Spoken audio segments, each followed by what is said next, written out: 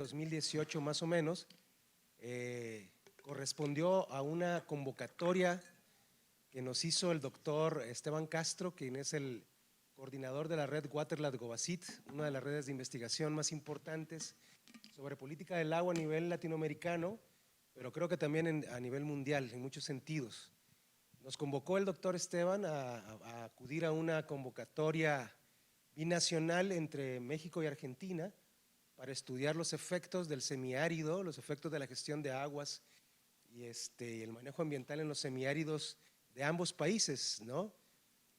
Acudimos a esta convocatoria, a estos fondos, pero desgraciadamente la crisis argentina no permitió que pudiéramos continuar. Sin embargo, en el ITESO habíamos conformado ya un equipo de trabajo y decidimos entrar a la convocatoria de nuestro propio fondo de apoyo a la investigación, al FAI del ITESO, y propusimos un recorte, digamos, de dimensiones mayúsculas, reducir el asunto de la investigación del semiárido, lo que iba a ser una investigación binacional, al asunto del semiárido que nos quedaba más cercano, que es el territorio de los Altos de Jalisco, ¿no? Es el inicio del semidesierto mexicano que se va a extender hasta Arizona. Podemos decir, ¿es el inicio o es el final, verdad? Pero nosotros lo vimos como el inicio desde el territorio mexicano. Y esta investigación también, como la anterior, es una investigación interdisciplinaria que llevó varios años. Participamos de distintas disciplinas: sociología, geografía, ciencia política, restauración ecológica, ingeniería ambiental, derecho, etcétera. Varios de quienes estamos aquí formamos parte del equipo, ¿no? La coordinación estuvo a cargo del doctor Carlos Peralta, de la maestra Marinés de la Peña, del doctor Eleodoro Ochoa y mía, pero tuvimos la colaboración de Ana Sofía, de la maestra Ana Sofía, de la maestra Loreto Uriane, que está por aquí también, y de otro equipo de investigadores jóvenes que realmente fueron toda una revelación en el apoyo y en la gestión de esta investigación. Esta investigación va a tener un resultado, de hecho ya lo tiene, está en revisión un libro que se va a llamar Los Altos de Jalisco: Agua, sequía, vulnerabilidad, cambio climático y derechos humanos, en los Altos Norte, ¿no? Es el semiárido de Jalisco. Y como tuvimos que hacer una adecuación a nuestro nivel de incidencia de investigación, decidimos reducirnos en la parte de los Altos, a los Altos Norte de Jalisco, que es una zona muy importante de producción de proteína del país, ¿no? Ganadera, y en lo que respecta a la producción de huevo, una de las más importantes de América Latina y del mundo. Y incluimos en el proceso de investigación cosas que fuimos descubriendo, entre otras el asunto de la necesidad de establecer todo el tinglado institucional que debería estar participando en la gestión de un territorio semiárido y complejo como los Altos, ¿no? Es decir, no tenemos cultura del semidesierto o del desierto, aunque estamos viviendo cerca, o sea, digamos, la gente de los Altos de Jalisco vive en el semidesierto, y lo primero que notamos es que no hay una cultura al respecto de cómo se vive un semidesierto, ¿no? Entonces, bueno, originalmente la investigación se llamó Desafíos y oportunidades en la política y la gestión del agua en las zonas semiáridas en los Altos de Jalisco, un enfoque interdisciplinario, y nos centramos en dos municipios: el municipio de Lagos de Moreno y el municipio de San Juan de los Lagos, unidos por la cuenca del río Lagos, que es, digamos, la que conforma una unidad ecológica. Y vimos que estudiando lo más a profundidad que pudiéramos ese territorio, conseguíamos entender gran parte de los semiáridos del país, ¿no? Usando el principio hologramático, donde la parte contiene gran parte del todo. Bajo esa lógica lo hicimos. La siguiente, por favor. Nuestros objetivos fueron profundizar en la comprensión del ciclo sociohidrológico regional del semiárido, su dinámica, gestión, tecnología y escenarios. De hecho, el concepto del ciclo sociohidrológico fue clave para armar toda la relación interdisciplinar, que, como decía la doctora Susana en el propio proyecto de Chapala, es necesario para hacer interdisciplina. Si no tenemos conceptos comunes, no podemos desarrollar interdisciplinariedad. Y el ciclo sociohidrológico fue uno de nuestros grandes conceptos comunes, como la idea de institucionalidad y también, digamos, la práctica de esta ciencia híbrida que se conoce como ecología política, ¿no? Esos fueron grandes conceptos que nos ayudaron a relacionar las diferentes disciplinas. Entonces queríamos profundizar en la comprensión del ciclo sociológico y además fortalecer la vinculación con otras instituciones, organizaciones sociales y redes de investigación para la generación de alternativas y el desarrollo de modelos para la política pública local. Hay que decir que el territorio de los Altos Norte no ha sido un territorio, digamos, tradicional de intervención investigativa del ITESO. Hemos tenido trabajos más en el sur de Jalisco, por ejemplo, obviamente en el área metropolitana de Guadalajara, en lo que implica la gestión de aguas. Y entonces fue abrir un poco de picar piedra, ¿no? En muchos sentidos, internarnos a este territorio. Teníamos un antecedente muy importante, un estudio coordinado por el doctor Eleodoro Ochoa, que se llamó Agua para el Desarrollo Regional de los Altos, a propósito de la construcción del sistema El Zapotillo, ¿no? O sea, con su trasvase a León, y había un antecedente importante. Entonces decidimos que podíamos a través de ese antecedente hacer la investigación. De estos dos objetivos, el segundo tuvo problemas. Nos habíamos planteado vincularnos con otras instituciones y al principio lo hicimos, estuvimos trabajando de cerca con los ayuntamientos de San Juan de los Lagos y Lagos de Moreno, que nos abrieron muy amablemente las puertas. También trabajamos con la Junta Intermunicipal de Alto Sur, que tiene el encargo de parte del gobierno del estado, estas juntas intermunicipales, de cuidar, digamos, la política y la gestión del medio ambiente en ciertas regiones. Y cuando se abrió la Junta Altos Norte, cuando nosotros empezamos, solo había Junta Intermunicipal de Alto Sur, pero después se abrió la Junta Intermunicipal de Altos Norte, inmediatamente hicimos con ellos un match muy importante. Acudimos también a la CEMADET, al área de cambio climático, fuimos bien recibidos, pero se nos atravesó también la pandemia. Entonces todo el trabajo de campo que teníamos pensado desarrollar tuvo que frenarse, ¿no? Habíamos desarrollado ya varios focus group, varias reuniones, seminarios de investigación directa con los actores. El doctor Carlos Peralta estuvo a cargo de esos focos grupales y de extraer toda la información de cómo los propios actores entienden su realidad de vida en este semidesierto mexicano, pero tuvimos que pararla, ¿no? Y efectivamente luego continuamos con algunas relaciones en línea, pero no pudimos continuar la intensidad del reconocimiento del territorio que teníamos planteado. Sin embargo, el objetivo 2 creció, nos dio oportunidad de profundizar sobre el ciclo sociohidrológico, sistematizar grandes volúmenes de información, generar nueva información, acudir a la literatura que estaba disponible sobre la región, y eso nos permitió profundizar en dinámicas que no nos habíamos esperado. La primera tuvo que ver con el reconocimiento de que algo está pasando con el agua subterránea en todos los semidesiertos de México y quizás del mundo. Es decir, la forma en que la Conagua entiende la distribución de agua en el subsuelo es a través de acuíferos, que son como una serie de vasijas unidas entre sí en el subsuelo, pero cerradas, que están ahí unidas. Eso es algo que le favorece mucho a la Conagua para hacer las distribuciones de las concesiones de agua subterránea, porque lo distribuyen a través de acuíferos cerrados. Y generalmente esos acuíferos están sobreexplotados, como lo veremos adelante. Y entonces una de las preguntas que nos saltaba a nosotros: ¿cómo es posible que haya una intensa actividad ganadera altamente demandante de agua en un semidesierto como los Altos del Norte y la Conagua diga que no hay agua? Algo está en contradicción ahí, ¿no? Y entonces fuimos descubriendo las debilidades sociotécnicas y científicas de la idea de acuífero de la Comisión Nacional del Agua, y acudimos a expertos a que nos explicaran. Y nos encontramos con un grupo de expertos de la UNAM que nos explicaron una forma distinta de acercarse al agua subterránea en los semidesiertos y en general en los territorios, que es los sistemas de flujo gravitacionales de agua, ¿no? El agua no se distribuye en acuíferos, sino en flujos gravitacionales que pueden ser superficiales, intermedios y más profundos. De tal manera que la lógica en que un semidesierto se organiza es a través de flujos gravitacionales de agua, y por eso puede haber situaciones extrañas en cualquier territorio, pero en los semidesiertos, en donde junto a un pozo de agua fría existe un pozo de agua termal, por ejemplo. Entonces se trata de que hemos llegado a distintos flujos, distintas zonas de carga y descarga, y podemos estar extrayendo aguas milenarias o también extrayendo aguas superficiales. Las superficiales son frías, las milenarias son calientes y tienen un montón de retos de contaminación, etcétera, etcétera, ¿no?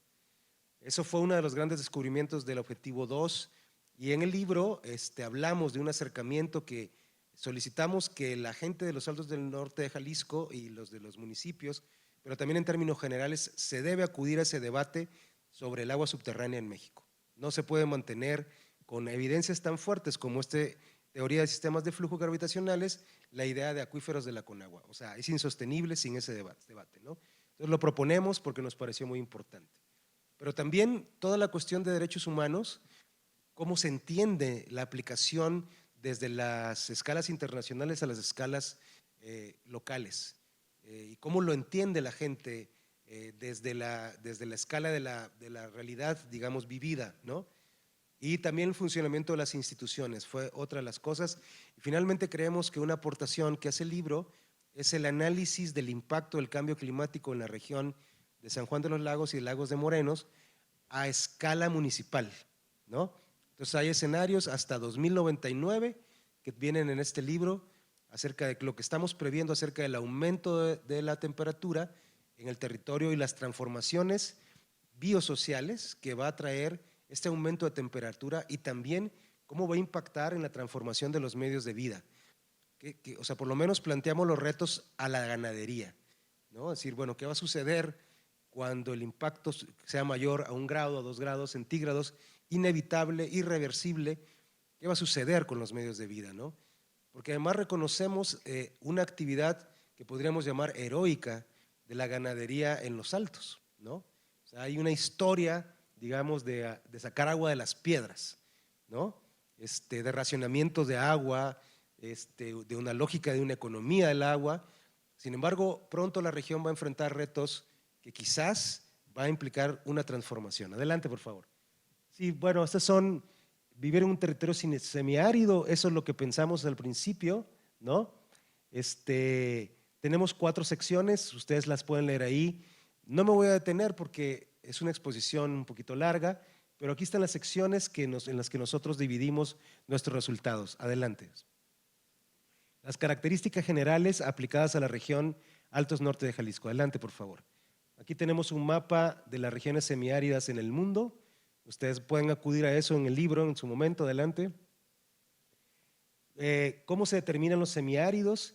Encontramos que para estar seguros de que estamos hablando de un territorio semiárido, teníamos que hacer una comprobación científica de los índices que nos indican que estamos sobre un semiárido, ¿no? Y uno de los índices que encontramos, y le voy a pedir a Sofi, por favor, que lo explique ahora así rápidamente, la visión del índice de aridez, ¿no? Que es una de las visiones que ha sido utilizada también por el Instituto de Geografía y Estadística del Estado de Jalisco, ¿no? Oficialmente se reconoce a esta área de estudio, sobre todo a la cuenca del río Lagos y San Juan de los Lagos y Lagos de Moreno, como un territorio semiárido. No sé si quiera, Sofi, así brevemente explicar. Bueno, justamente parte de los retos iniciales a los que nos enfrentamos era cómo decir o cómo justificar que la región realmente era semiárida. Entonces, primero hicimos como una búsqueda inicial sobre cómo se define los climas y nos topamos con diferentes modelos, ¿no? Aquí en la diapositiva anterior, que no es necesario nada más como referencia, se presentan 2 diferentes modelos de determinación del índice de aridez y finalmente pues se condensa en esta simple relación que es el índice de aridez es la cantidad de precipitación, es decir, la relación entre lo que llueve y lo que se evapora o evapotranspira en una región. Y en ese sentido, una región semiárida se encuentra en un índice de aridez de 0.2 a 0.5. Esto quiere decir que llueve, que se evapora de 2 a 5 veces más de lo que llueve. Este es el modelo de Hargreaves para determinar la evapotranspiración y son los 2 modelos que se presentaron en los mapas anteriores, nada más para dar cuenta de cuál es el modelo matemático que determina la evapotranspiración y la precipitación, pues son los datos que se logran encontrar en fuentes oficiales. Sí, hay que decir Este dato, a riesgo de la reducción, es que en un territorio semiárido se evapora de 2 a 5 veces más de lo que se precipita de manera natural.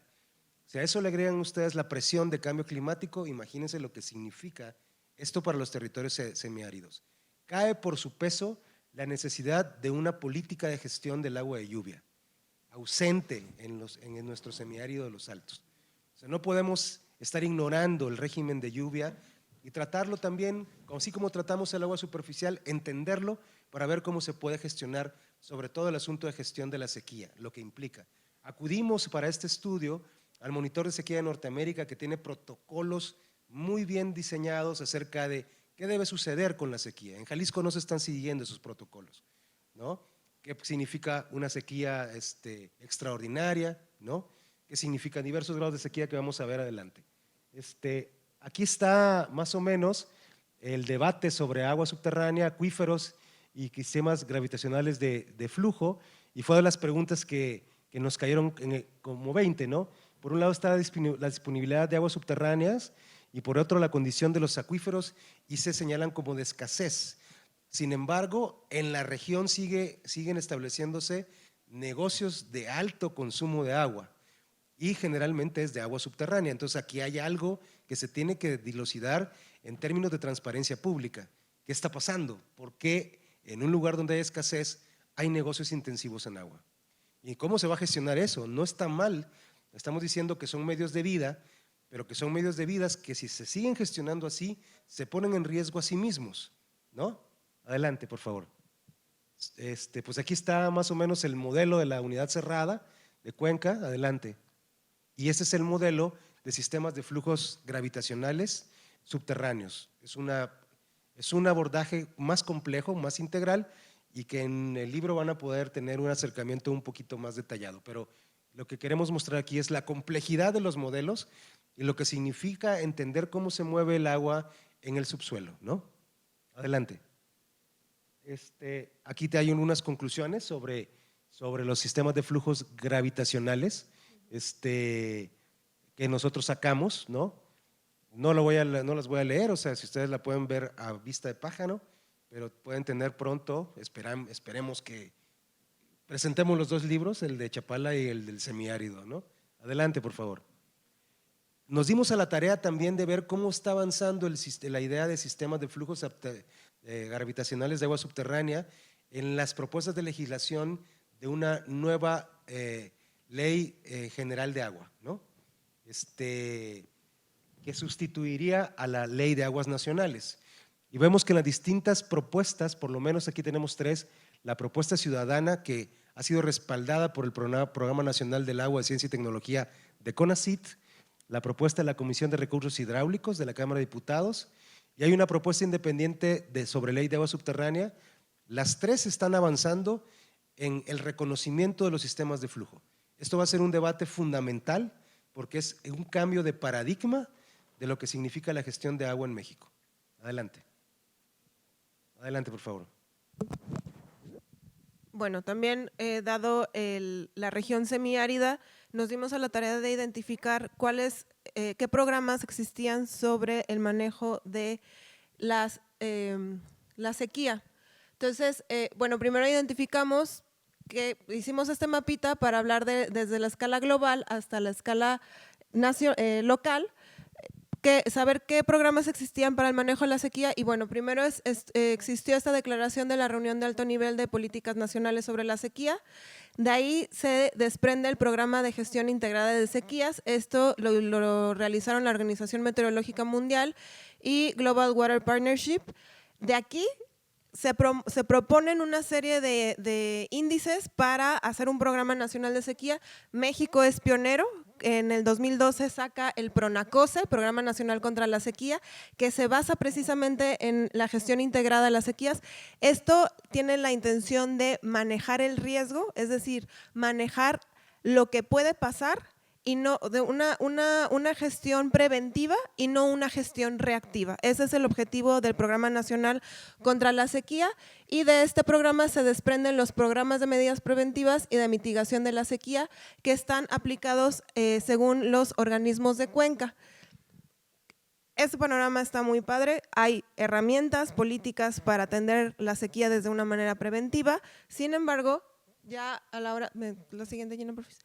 Bueno, perdón, ya al acercarnos al área de estudio y preguntarles en entrevistas con los políticos, funcionarios públicos de los municipios, nos dimos cuenta de que a pesar de que existían estos programas de manejo contra la sequía, cuando estas dos poblaciones, Lagos de Moreno y San Juan de los Lagos, se enfrentaban a eventos de sequía, no tenían absolutamente ninguna herramienta para hacerles frente. Es decir, aunque existieran estos programas preventivos, por la vía de los hechos, a la hora de la hora, tenían que reaccionar ante las sequías. Y lo que decía Mario hace unos momentos sobre estos programas nacionales o cómo se maneja la sequía en México, se basa en el monitor de sequía de Estados Unidos. Y bueno, estas son las categorías a través de las cuales se clasifica una sequía, desde D0 y va aumentando la gravedad hasta D4, sequía excepcional. En todas ellas se va aumentando el riesgo a tener incendios, el riesgo a padecer de falta de agua y de ir teniendo intervenciones o programas de manejo para poder atender estas sequías. Si quisiera enfatizar eso, hay protocolos de manejo de la sequía preventivos o sea, México es, como siempre, pionero que no aplica de lo que es pionero, ¿no? Es decir, el manejo de la sequía en los últimos 3 años por parte del gobierno del estado de Jalisco ha estado ausente del monitor de sequía en Norteamérica y de sus protocolos. O sea, cada uno de estos, ustedes se meten en cada uno de estos momentos, hay recomendaciones de política pública, recomendaciones de organización social que no se siguen. Hace poco estuve en Monterrey hablando con el director de Cuenca de Monterrey y diciéndole, ¿qué pasó con el día cero en Monterrey y la aplicación del monitor? No tienen la menor respuesta, no hay respuesta. O sea, entonces el protocolo está instalado pero no se aplica, ¿no? O sea, yo no encuentro en esta falta de aplicación un sencillo descuido. A mí me parece que es una estrategia programada, pero es una estrategia que es como escupir para arriba.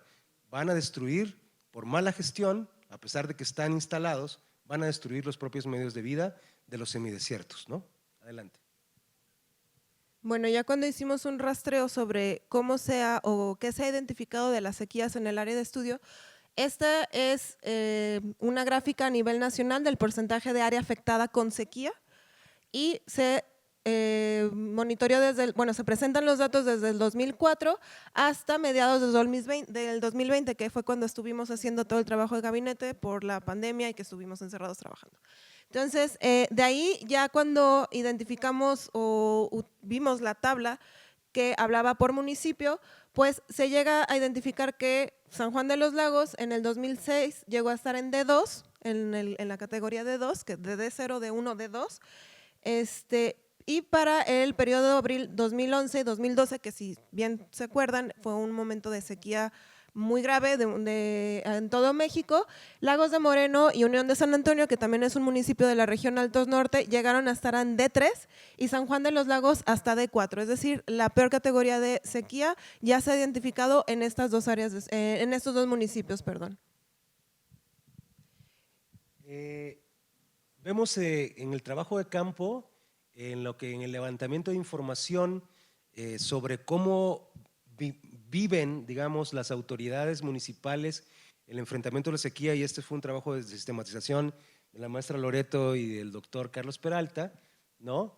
Los municipios, y eso lo dicen los propios actores, cómo lo viven, o sea, porque lo que notamos es la gran desarticulación de las instituciones que deberían estar participando en el manejo de la sequía, tanto a nivel federal, donde está y destaca la CONAZA, la Comisión Nacional de Zonas Áridas, pero que no puede hacer ninguna intervención en el territorio de los Altos de Jalisco, particularmente en los municipios de San Juan, porque se requiere que haya marginación en los territorios para que la CONAZA intervenga, o sea, identificación de ese tipo de absurdos, ¿no? Pero entonces, ¿cómo se vive, no? Los municipios suelen quedarse desamparados cuando sucede un evento de sequía. No conocen los programas, el PRONACOSE no conocen los protocolos. O sea, es porque fue una de las preguntas explícitas, ¿no? Hay una precaria cultura del agua, se desperdicia el agua. Curiosamente, cuando se le preguntaba a los directores de agua de los dos municipios cuáles son los principales problemas, ellos seguían diciendo, no, pues aquí desperdiciamos el agua, la gente lava sus coches con la manguera, y, o sea, uno dice, o sea, la ausencia de cultura del semidesierto, ¿no? Se entrevistó a los encargados de agua potable y protección civil, se tenían conocimientos sobre estrategias o herramientas para hacer frente a las sequías, dijeron que no conocían ninguno, ni de nivel estatal ni de nivel federal, y menos de nivel municipal. Sí, particularmente los de protección civil, ¿no? Que como veíamos en la categorización de sequía, pues se enfrentan a riesgos elevados de tener incendios, los de protección civil no sabían nada, ¿no? Incluso en San Juan de los Lagos, el encargado de agua potable, cuando lo entrevistamos, nos dijo, no conozco el PM, PMS, no sé nada, pero yo tengo una estrategia que yo solito inventé cuando hay eventos de sequía y yo la aplico, ¿no? Y él, un encargado que tenía más de 20 años en ese puesto. Hay que decir que obviamente no lo dejamos así, ¿verdad? Dimos a conocer los protocolos, hicimos extensivos para que los conocieran los gobiernos que en ese momento, y quiero reiterar que fueron muy amables, se concentran en el abastecimiento y satisfacción de la demanda sin importar de dónde viene el agua disponible, ¿no? Así se reproduce el vicio de las grandes urbes.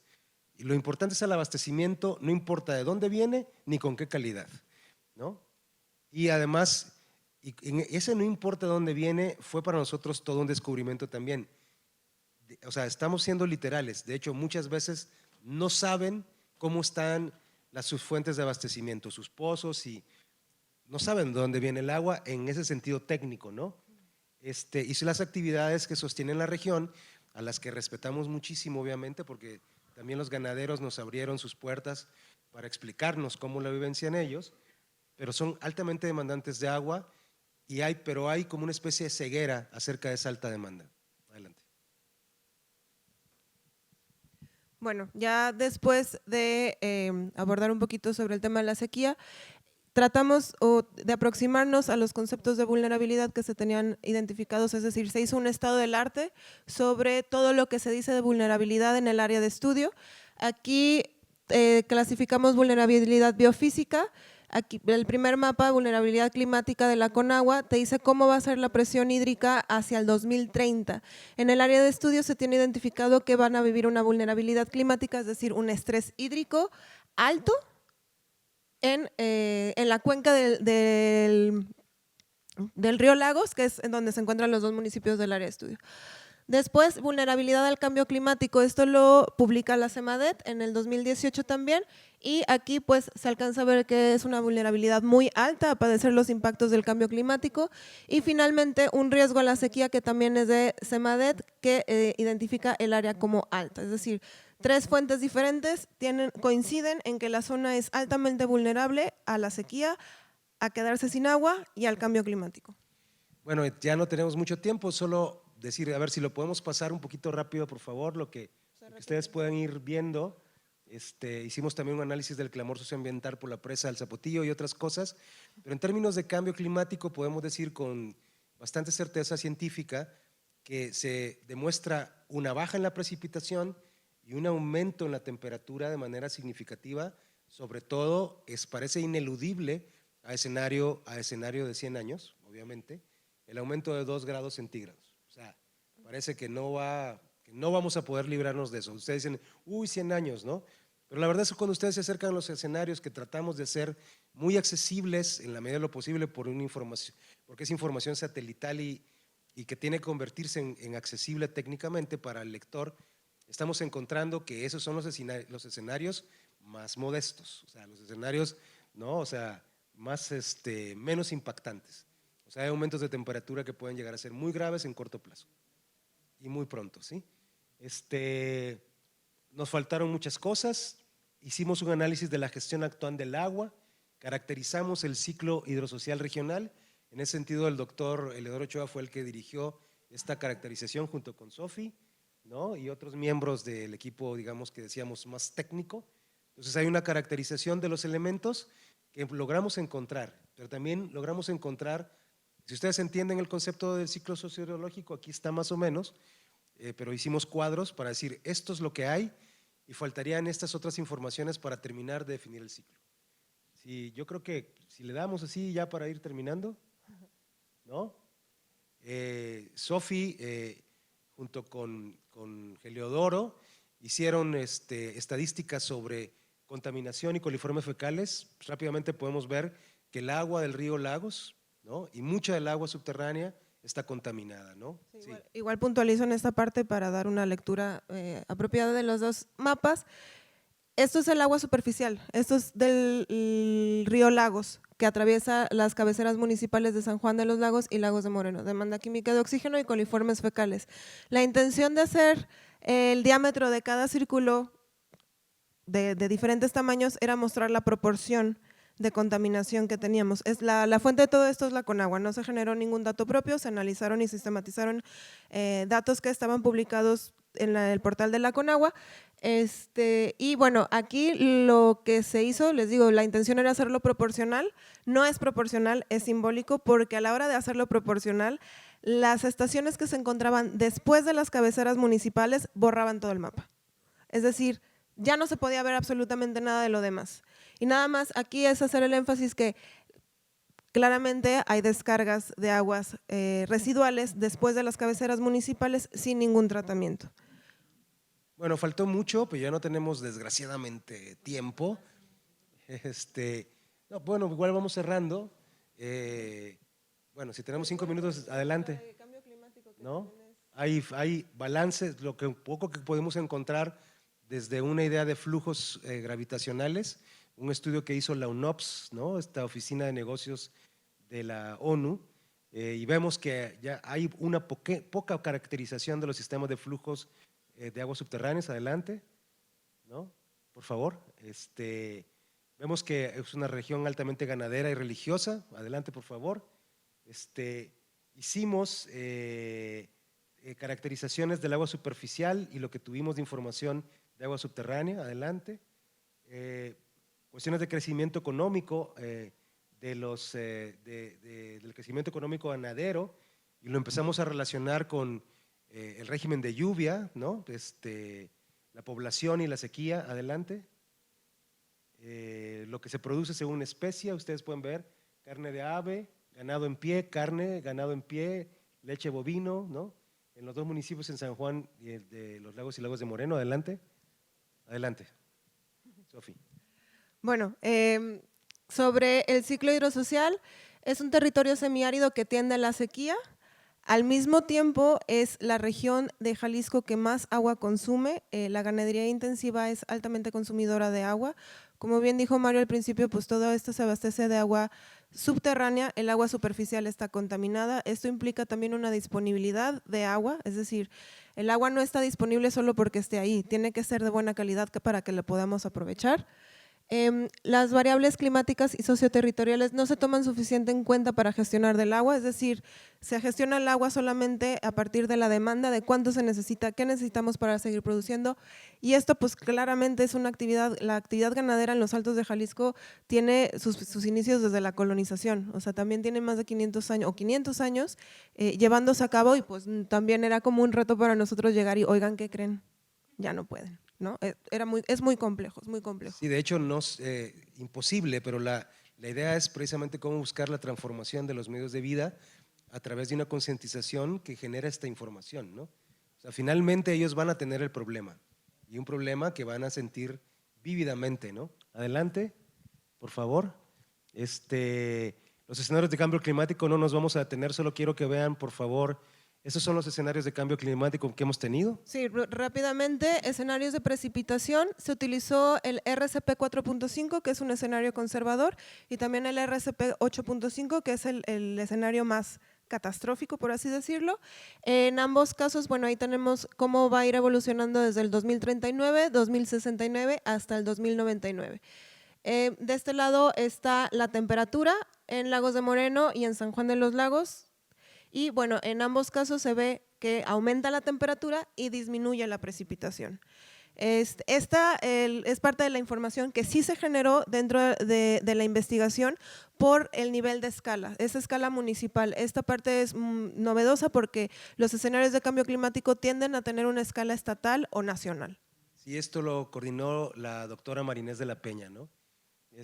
También hicimos un análisis geoespacial y multitemporal.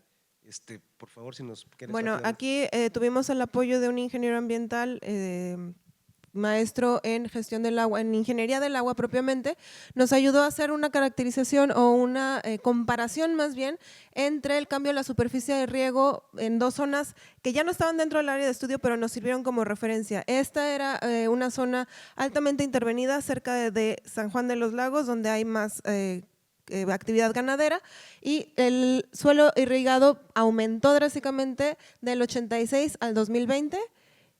Y otra zona un poquito menos alterada, que era en la parte boscosa de Lagos de Moreno, para ver el cambio en el suelo descubierto, igual del 86 al 2020. Para que al final nos apoyó haciendo este riesgo de certificación con una metodología que él mismo desarrolló en su maestría. Y aquí vemos pues que el riesgo a la desertificación, que es un proceso de muerte del suelo, que es la incapacidad del suelo para seguir sosteniendo vida, es medio alto y alto en la cuenca del área de estudio. Adelante. Carlos, ¿tú qué hiciste esa parte? Cierra, por favor. Vente, porque si no ya me voy a tardar mucho. Tienes la síntesis.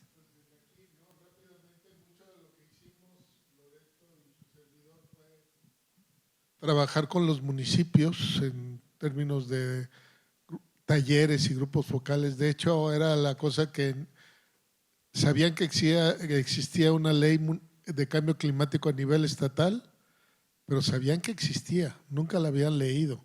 Entonces, talleres desde eso hasta conocer, pues, desde su perspectiva, cómo era el manejo de diferentes situaciones, escuchar que les habían robado la bomba de la planta de tratamiento, escuchar muchas cosas y entonces a partir de eso ir viendo con ellos qué y hacia dónde desde la perspectiva del derecho humano al agua, ¿no?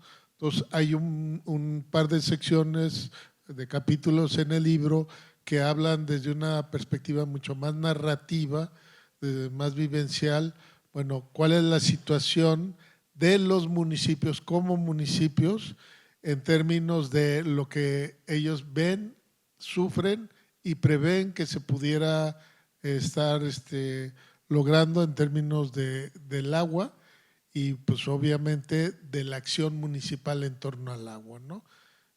También tenemos como alguna parte como de reflexión crítica sobre, bueno, realmente hasta dónde llega esto de la cuestión de la mercantilización en la región y la posibilidad del derecho humano al agua, ¿no? En una loca de confrontación, de crítica de esos asuntos, ¿no?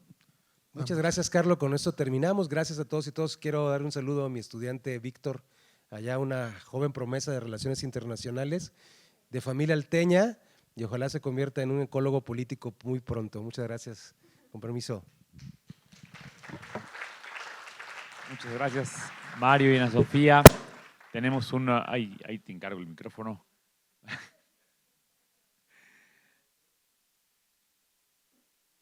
Tenemos unos minutos, un par de minutos para preguntas breves y no reflexiones largas porque estamos atrasados. Nos falta otra ponencia.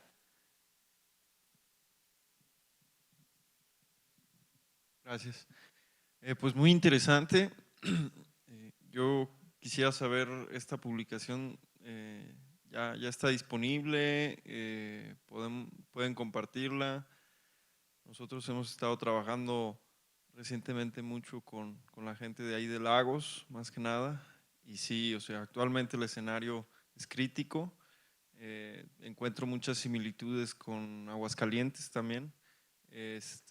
Entonces, pues nos gustaría leerlo a detalle y ya después veremos si pudieran tener una vinculación ahí con la gente, ¿no? Sobre todo agricultores, sí nos damos cuenta pues de que hay esa incongruencia en el uso del agua, ¿no?